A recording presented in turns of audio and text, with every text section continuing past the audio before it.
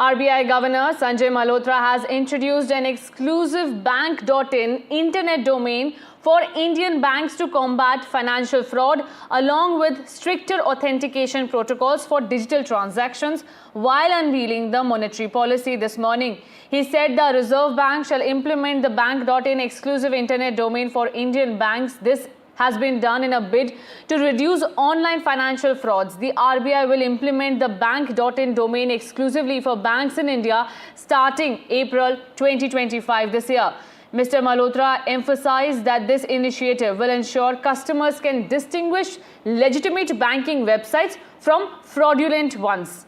Following this, a fin.in domain will be introduced for the broader financial sector. Expressing concern over the surge in digital fraud nowadays, Mr. Malhotra stressed that this is the need for a joint action by all stakeholders. We have seen how digital arrests taking place, fraudulent websites and transactions are on rise, and hence the RBI is now cracking a whip on such dealings of fraudsters, and activities are under monitoring by the central government on a as per the crackdown is underway on cyber crimes, digital frauds, and Reserve Bank of India now announcing that a separate domain will be given to the websites. My colleague Sakshi is also joining me for more on this. Sakshi, help us understand the benefit of having such a domain.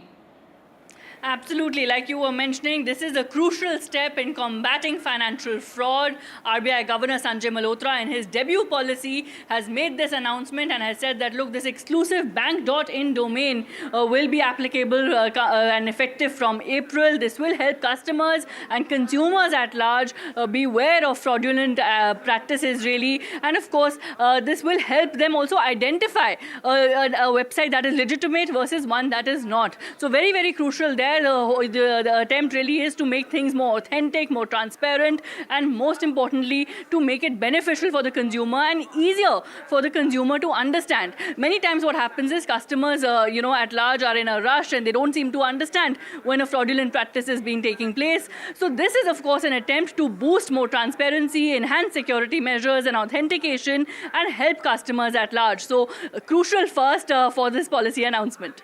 Absolutely, Sakshi, and hope by this we see a less number of crimes happening in the digital space. Thank you so much. Stay with me. More news coming in.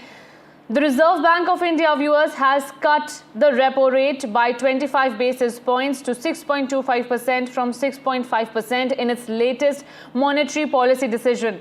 This move is expected to boost economic growth, and to help us understand more, my colleague Sakshi Bajaj stays with me. Sakshi, help us understand how this repo rate cut will benefit borrowers.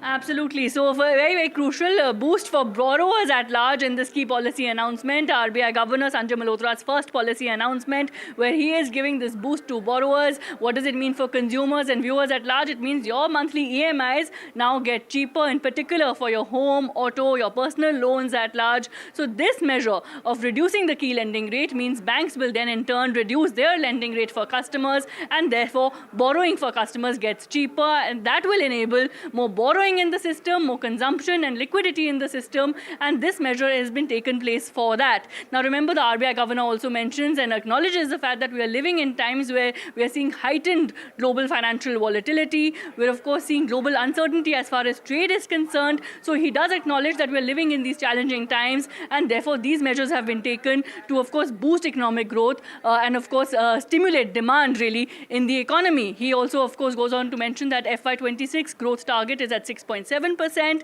and food inflation pressures will moderate and should sort of soften going forward, he says. So very, very crucial to also acknowledge the growth and inflation balance going forward.